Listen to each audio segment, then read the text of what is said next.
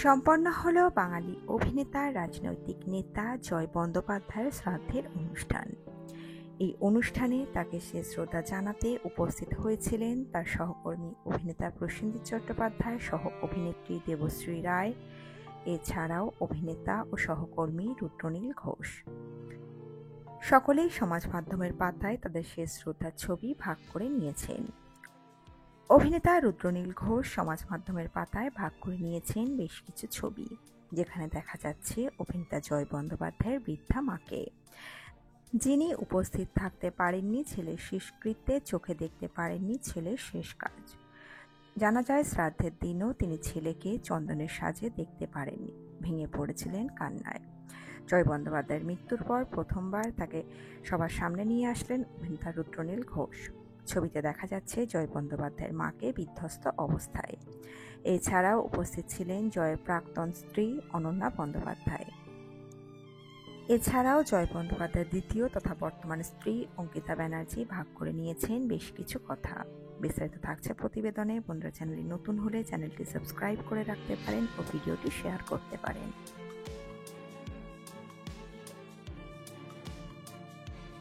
অভিনেতা তথা ছিল টলিউডের জন্য একটা বিশাল বড় ধাক্কা। এখনও সেই রেশ কাটিয়ে উঠতে পারেননি অভিনেতার ঘনিষ্ঠরা। জয়ের বহু সহকর্মী যেমন ঋতুপর্ণা, প্রসেনজিৎ, দেবশ্রী রায়রা চোখের জলে শোক প্রকাশ করেছিলেন। জয়ের মৃত্যুর পর শুধু ভক্ত কিংবা সহকর্মীরাই নন, অনন্যা চোখের জলও বলে দিয়েছিল যে জয় তার জীবনে ঠিক কতটা জায়গা জুড়ে ছিলেন। সবচেয়ে গভীর আঘাত পেয়েছেন বলে জানিয়েছিলেন জয়ের প্রথম তথা প্রাক্তন স্ত্রী অনন্যা বন্দ্যোপাধ্যায়। তিনি এটাও বলেছিলেন যে জয় ছিলেন তার জীবনের প্রথম প্রেম, যার সঙ্গে এক সময় অনেক স্বপ্ন নিয়ে সংসার পেতেছিলেন। সেই সম্পর্ককে ভুলে যাওয়া তার কাছে অসম্ভব। শ্রাদ্ধানুষ্ঠানের দিনও তিনি শেষ শ্রদ্ধা জানান, যদিও চোখ ভিজেছিল স্মৃতির ভারে। তিনি বলেছিলেন, প্রথম পুরুষকে হারানোর শূন্যতা কথায় বোঝানো যায় না। চারপাশে মানুষের ভিড় থাকলেও তার একাকিত্বে যেন আরও বেড়ে যায়। এই ক্ষতি আর কখনো পূরণ হবে না। সেই বেদনাই অনন্যার চোখে মুখে ধরা পড়েছিল বারবার।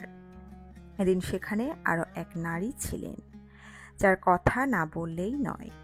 জয় বন্দ্যোপাধ্যায়ের বর্তমান তথা দ্বিতীয় স্ত্রী অঙ্কিতা বন্দ্যোপাধ্যায়। বয়সে স্বামীর থেকে তিনি অনেকটাই ছোট। তাদের বয়সের পার্থক্য প্রায় 30 বছরের। 2017 সালে আলাপ হয় দুজনের।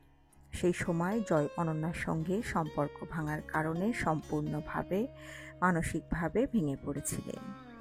অঙ্কিতার উপস্থিতিতে তিনি আবার স্বাভাবিক জীবনে ফেরেন। 2018 সালে আইনিভাবে অঙ্কিতার সঙ্গে 4 হাত এক হয় জয়ের। পরবর্তীতে 2021 সালে সামাজিক নিয়ম মেনে বিয়ে করেন তাঁরা। মাত্র কয়েক বছরের সংসার জীবন তাদের। তবুও নিজের আবেগ ধরে রাখতে পারেননি তিনি। এদিন তিনি জানিয়েছেন, জয় খুব প্রাণবন্ত একজন মানুষ ছিলেন।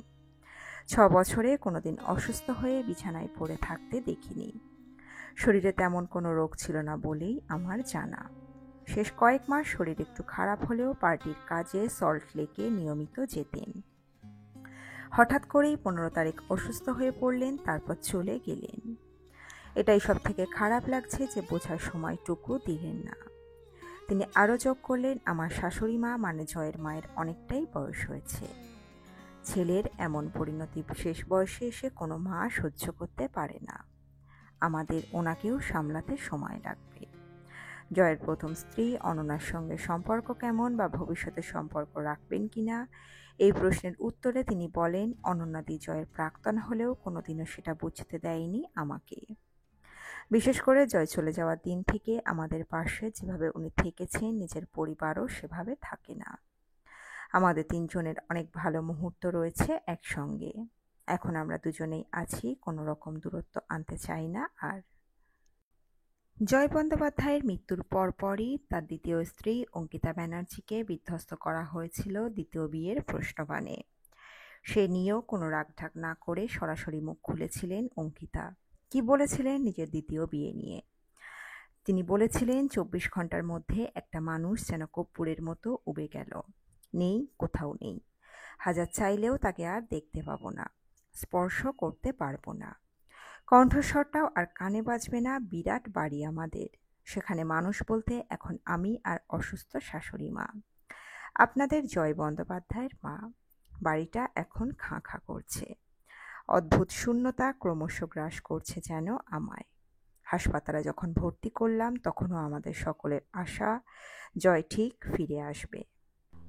ও তো বাঁচতে ভালোবাসত, কিন্তু অবস্থা ক্রমশই খারাপ হচ্ছিল।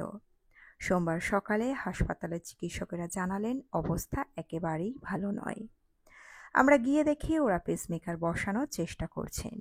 সে সবই ব্যর্থ। চলে গেল জয়। আমি যখন স্কুলে পড়ি জয় তখন অভিনেতা। মায়ের কাছে গল্প শুনেছি, পরে বড় হয়ে ওর ছবি দেখেছি। আমাদের যখন বিয়ে হয় তখনও শুধুই নেতা, জনদরদি নেতা। স্পষ্ট কথা বলতে পছন্দ করা এক মানুষ, যার কথায় অনেক সময়ই বিতর্ক দানা বেঁধেছে। কিন্তু মানুষটা খারাপ নন। আদ্যপান্ত মানবিক চেহারা দেখে এসেছি ওর। লোকের ভালো করার জন্য পাগল, কিন্তু নিজের ভালো বুঝত কই। বিয়ের আগে থেকে আমরা পরস্পরকে চিনতাম, জানতাম। যখনই বিপদে পড়েছি জয় ঢাল হয়ে এসে আগলেছে আমাদের। খুব নির্ভর করতাম ওর উপরে। এবার আমি কার উপরে নির্ভর করব? একা জয় নয়, ওর বাবা মানে আমার শ্বশুরমশাই যেন সাক্ষাৎ আমার নিজের বাবা। আমাদের বয়সের অনেকটাই পার্থক্য। ওর এখন ৬২, আমার এখন ৩৩। শ্বশুরমশাই কোনোদিন এই ব্যবধান বুঝতে দেননি, যেমন বুঝতে দেয়নি জয়। অনেক ছোট আমি, কিন্তু খুব সম্মান দেখাতো। আমিও সেটাও ফেরত দেওয়ার চেষ্টা করেছি। হয়তো ওর আন্তরিক ব্যবহার কোনোদিন বুঝতে দেয়নি আমি ওর দ্বিতীয় স্ত্রী। অথচ আমার এটা প্রথম বিয়ে। অনন্যা বন্দ্যোপাধ্যায়ের সঙ্গে বিচ্ছেদের পর জয় খুব একা হয়ে পড়েছিল। সে সময় ওর পাশে থাকার চেষ্টা করেছিলাম। আমাদের মনের আদান প্রদানের সেই শুরু। 2019-এ বিয়ে। 2025-এর 25শে আগস্ট পর্যন্ত আমরা দম্পতি ছিলাম, সত্যিকারের এক সুখী দম্পতি।